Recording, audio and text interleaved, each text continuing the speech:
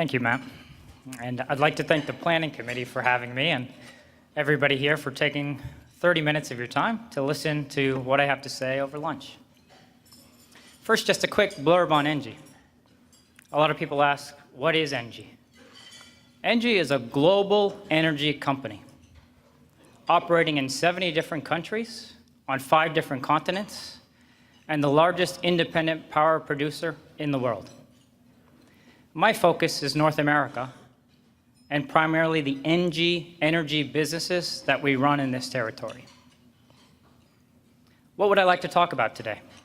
Really the theme of your conference, which is the energy revolution. And I think one of the most valuable things I can try to do is develop a common narrative amongst all of us industry veterans of what does the energy revolution mean to us and what could the future look like. So how did the narrative start for our company? Because we are all chips in on that future view of what energy will look like. It started from 2 pillars. One pillar was a push from society, a push away from energy infrastructure, and I'll explain that in a minute. The second was also from society, and it was a pulling force. And that pulling force is what we term the 3 Ds. Society wanting us as energy providers to focus on the emerging digital economy, decentralization of energy, and the altruistic nature of decarbonization. The 3 Ds, digitization, decarbonization, decentralization, a pulling force. And I'll elaborate on that in a minute as well. Our strategy and our approach to the market is how do we leverage that pulling force to help optimize and better deliver on that pushing force away from infrastructure. So let's talk about infrastructure for a minute. How do we look at infrastructure, and maybe a way you may want to look at infrastructure? A parallel to the energy industry, which most people don't really think about, is our highway infrastructure. And I'll give you a quick example. In Houston, Texas, there's a very famous road, Interstate 10. And the reason it's a famous road, because at one time, it was actually the widest highway in the world. At its widest point, it is 26 lanes, right through the heart of Houston, the energy capital of the world. Inevitably, that 26-lane wide highway, 2 to 4 times a day, even though the posted speed is 60 miles per hour, commuters move at 30 miles an hour, 20 miles an hour. And we as society look at that and we find it acceptable. And my view of why we find it acceptable is because we can see the alternative. We actually have the technology to make sure that we can move 60 miles per hour forward motion 24 hours a day, 365 days a year. That technology is called bulldozers, concrete, rebar. And we could take it from 26 lanes wide to 100 if we wanted to. There's nothing technically preventing us from doing that. But why don't we do it? My feeling of why we don't do it is because if we had that 100-lane wide highway at 2 in the afternoon, at 10 in the morning, we would look at that infrastructure and we'd say, oh my gosh, what did we do? How much money did we waste? What's the environmental impact? A primarily empty highway sitting there with very low capacity. Why do I give you this analogy? Look around you. Every single wall in this room that has an outlet, the entire ceiling, the floor. There are outlets that will give you 60 hertz, 24 hours a day, 365 days a year. How did we do that? We did, as society, exactly what I outlined we could do with Interstate 10. The moment you sense, or your equipment senses, slightly below 60 hertz, equivalent to 60 miles per hour, we as society add infrastructure. We build a power plant. We build a transmission line. We build a pipeline. And we do that to make sure there is never a traffic jam. And what you'd see, if you could look behind that power outlet, but you don't see because transmission lines are in, hopefully, areas where you don't come across them. The power plants are in remote areas. The pipelines are underground. You don't see behind that outlet that we as society have done the 100-lane highway.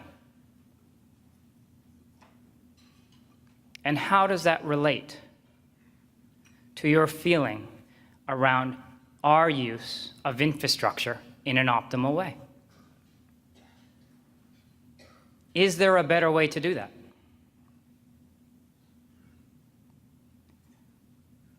Think about what technology is doing for us. And now I'd like to switch gears, and I'll come back to the highway and what we can do in this room to help that infrastructure optimization. But let's think about what's happening in businesses around us that are facing this same type of business problem and are looking at different ways to solve it. Everybody's aware of Uber and Lyft. And I bet if I asked most people, what is Uber?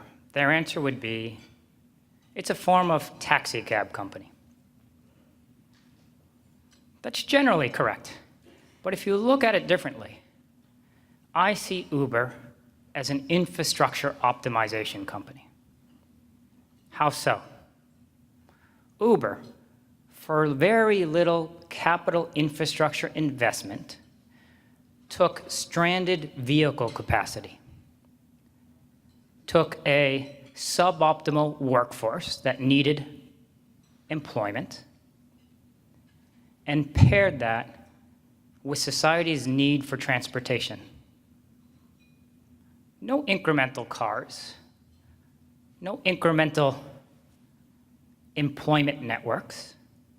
They took existing infrastructure and created an entirely new business model around optimizing existing infrastructure. And when you think about all the businesses that are happening, that is one of their largest value propositions. There are so many. Take Airbnb. Some say the largest hotel chain in the world now. But could you look at Airbnb is actually an infrastructure optimization company, one that is taking excess living capacity that's already been invested by society and pairing that with the need to stay overnight. No need to build an incremental hotel. No need to make that investment for society. That's the pull. That's where society's pulling us. Infrastructure's the push. And one more element of the push before I bring the push and pull together. Society has told us very clearly that energy infrastructure in particular is not something that they want or need. And where do I get that statement? That statement comes from just basic economics. Look at our country's GDP growth. And if you go back 25, 30 years, as GDP grew, society's energy intensity grew. 4% GDP growth resulted in 6% growth in energy intensity. Now, Today's society, 3% GDP growth results in 0.1% of energy intensity growth. And we had a panel up here earlier of IPPs, regulators, utilities, operating in a business model primarily focused on energy infrastructure.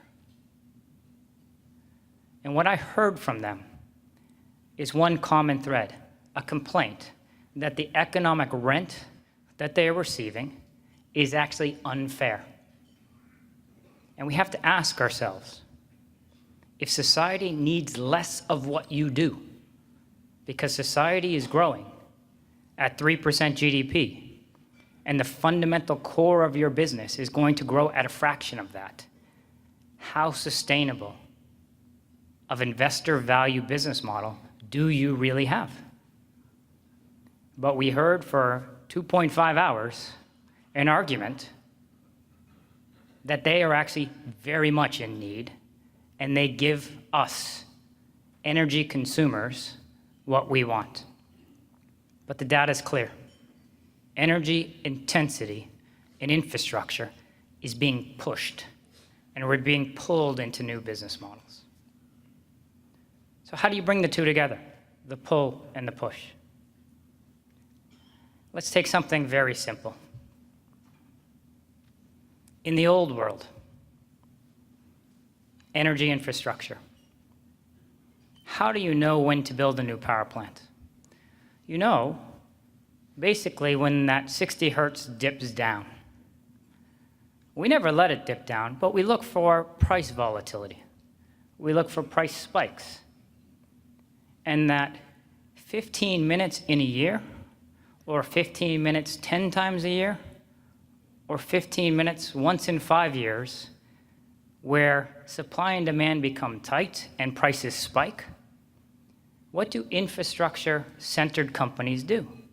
They raise their hand and say, you need me. You need me to build you a power plant, to install a pipeline, to put in a new transmission line. They automatically engage on an infrastructure solution. Do we really need that? One power plant, and let's take a standard unit, 1,000 megawatts, a 2-on-1 combined cycle. For those involved with power, they know that's a standard investment. Costs between $800 million to $1 billion to build. And I know that well, because that was NG's business 36 months ago. $800 million to $1 billion for that 15-minute moment in time 4 times a year. And we, society, pay for that.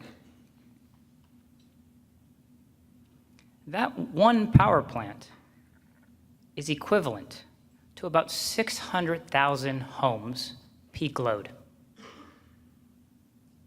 So let's think about how do we solve the problem differently. We all know what a smart thermostat is. We all can walk into a big box retailer and see that they're $200.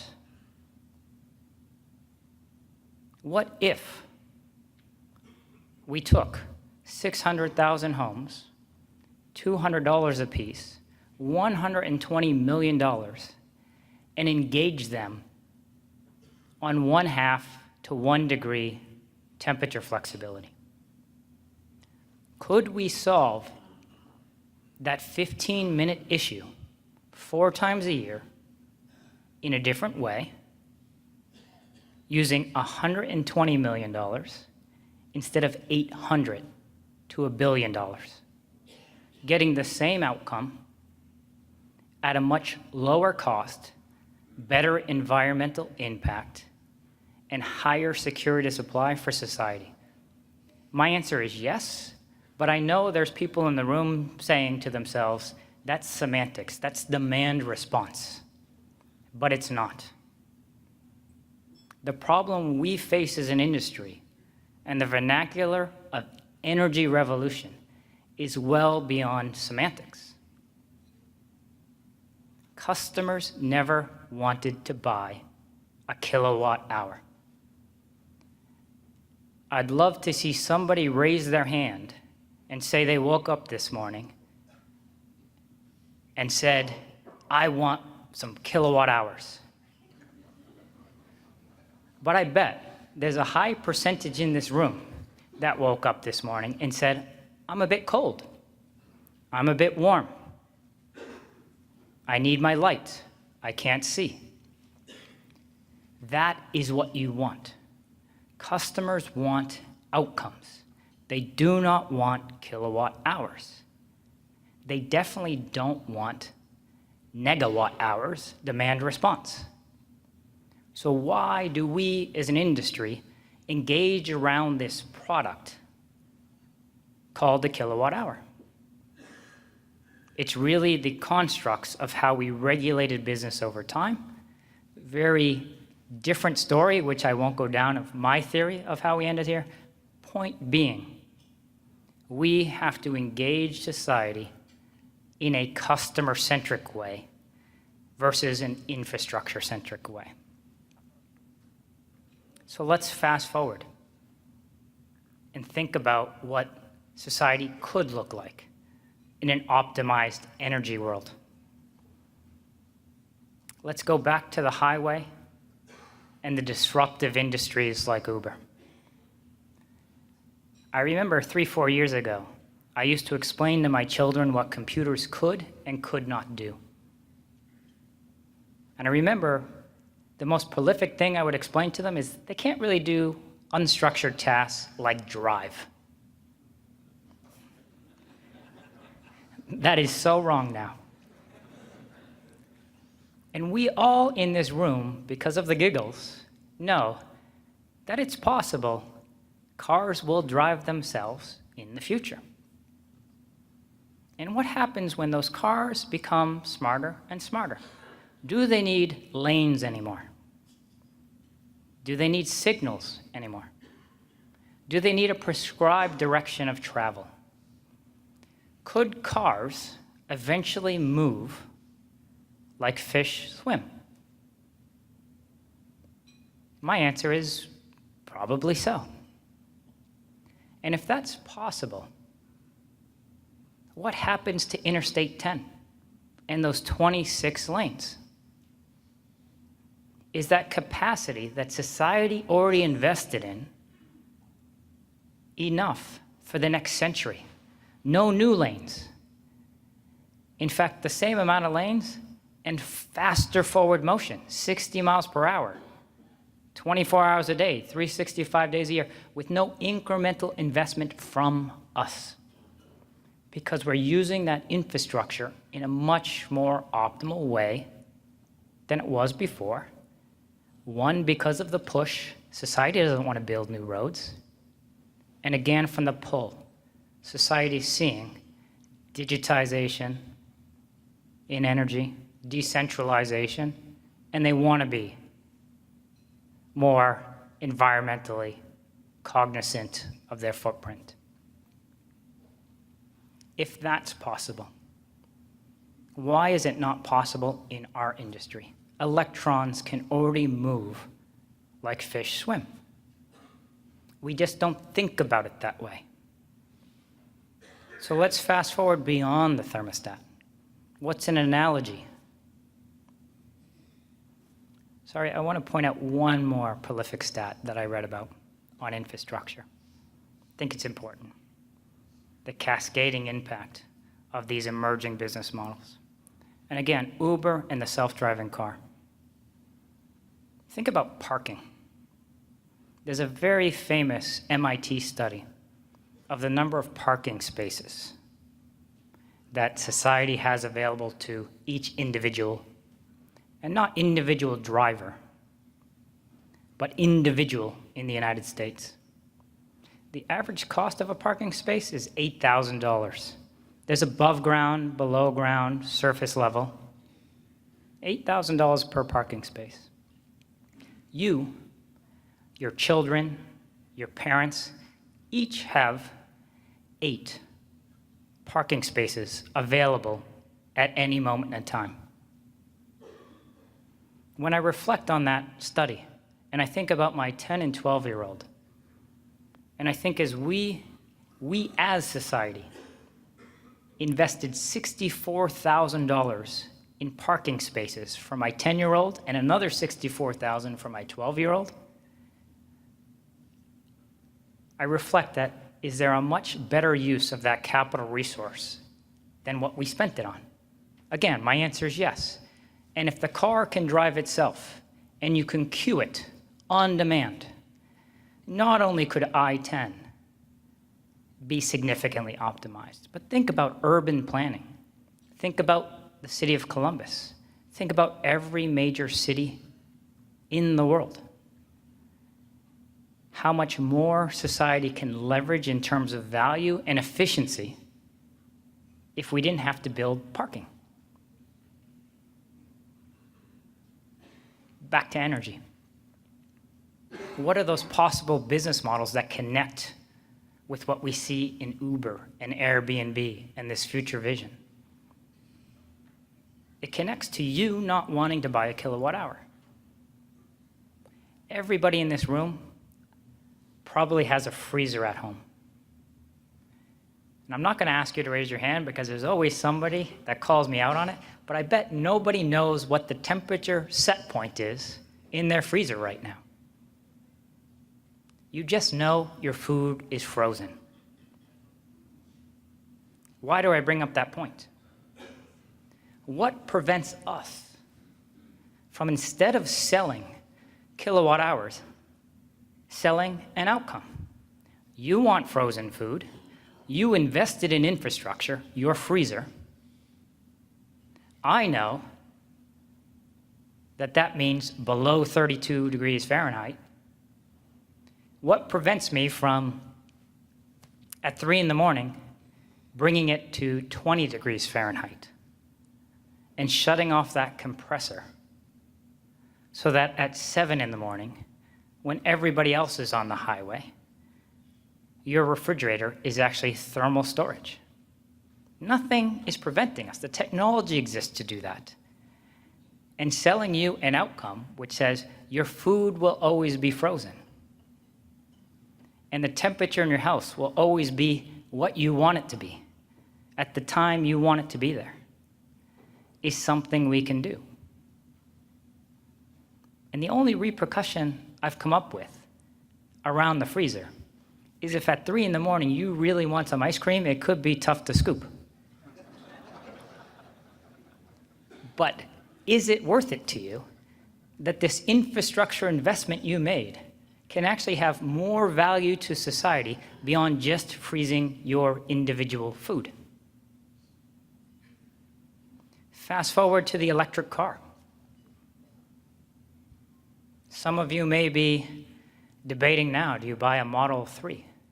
Do you buy a Model S? If you buy the Model S, do you get a P80 or a P90? You're trying to evaluate how far you want to go. And you say, okay, well, I'll go for the P90 because once in a while I do need to go 370 miles. But most of the time, you commute to work, and it's 30 miles a day. Again, what prevents us as an industry from engaging with a customer on the outcome they want, which is transportation and a certain amount of distance, and taking that infrastructure investment somebody is about to make around an electric car and saying to him or her, yes, buy the P90, because overall that will take your energy cost in a month from $250 down to $120. Why? Because that extra energy storage capacity can be used for so much more than just transportation. It can offset transmission. It can store off-peak. It can drive to the load center. Think about that infrastructure optimization we could provide to society around electric cars. And you can just keep on going. There's a YMCA down the street. I walked by it this morning. I guarantee they have a pool. And I guarantee that I keep that pool at a very nice temperature so that at 7 in the morning, the peak for swimmers, and at 6 in the evening, also the peak for swimmers, that pool temperature is 83 degrees. What prevents us from engaging with that YMCA and heating it to 87 degrees at 3 in the morning, letting it cool to 83 for that 7 a.m. peak, and taking that infrastructure and again, re-optimizing it. That to us, to ENGIE, is where we have to go. We have to go with customers. And what are we doing to effectuate that? In North America, just 18 months ago, we were a 13,000 megawatt power generation company. We sold the majority of those power plants, our infrastructure investment, to one of the prior panelists, Dynegy, plus some private equity funds, which were also criticized, and said, you take the infrastructure. Why did we do that? Because we realized for the better part of 2 decades operating in an infrastructure-centric way that we could never fully embrace what we feel is the third leg of the stool. That third leg is the customer leg. The other 2, power generation and transmission and distribution. In the conversation in our industry for years, and even today, at the panel just prior, was around infrastructure, 2 of the 3 legs, not how to truly engage a customer around what they want. And it's 3 simple things in 3 ways. They want light, climate control, and device functionality. They want it at lowest cost, security of supply, and now, more and more, in an environmentally conscious way. 3 things in 3 ways. And having been in the seat, managing a company that is focused on operating infrastructure, I can tell you, the billions of dollars that have to be invested to run that business gives you very little time to reflect on the customer. So we've divested that business and started to reinvest in customer-centered energy businesses. And how do we bring our energy expertise to that side of the equation, delivering outcomes in substantially different ways than society has ever engaged before? And our feeling is, with hyper-focus on customer centricity, that we will be able to iterate around future business models. That, going back to the push and pull, that leverage the pull of the 3 Ds, recognize the push out of infrastructure, and how do you optimize what society already invested in, and do one key thing: provide value. What do I mean by value? Value to me means lowering society's cost, improving the environmental impact, and maintaining or increasing security of supply. The 3 things customers want. And how do you lower cost? You take out the need to invest in incremental infrastructure. You optimize the usage of the infrastructure that's already deployed. That's what we feel is value engineering. And our strategy is hyper-focused on it. And I encourage you, ENGIE team members here in attendance, engage with us, help us with that conversation, help us iterate around those business models, and take this narrative, adapt it to make it your own, What does the future look like for you in your daily life, in your business life, and with respect to society as a whole? I appreciate you taking the time to listen, and have a good rest of the afternoon. Thank you.